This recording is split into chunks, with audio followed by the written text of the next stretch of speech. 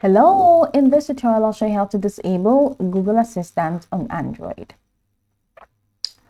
Alright, so whether you find it distracting or just don't want to use it, disabling Google Assistant is quick and easy, and I'm going to walk you through the process.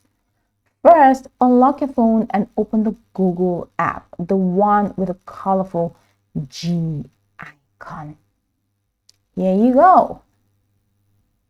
All right, so tap on your profile picture or initial at the top right corner of the Google app.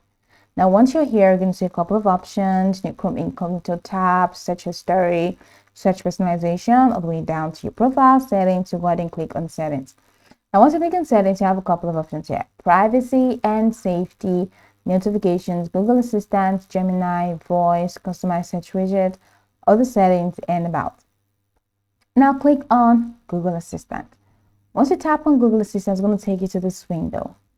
Scroll down to where you have General and tap General. Now once you tap General, it says adjust how Google Assistant responds to you. So once you tap on that, now toggle off the switch next to Google Assistant. Use text on screen, toggle everything, toggle off everything. Google Assistant button, toggle it off, toggle it off. That's off, off, off, off. That's it. Now I can go to General again because there's something else that I want to discontinue, and that's Gemini. So Gemini always stops me.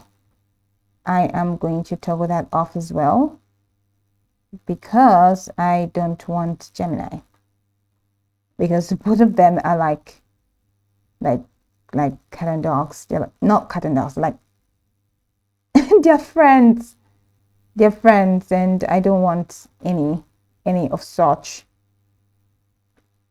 I'm toggling everything off, Google Assistant and Gemini, toggling everything off because I don't want the trouble.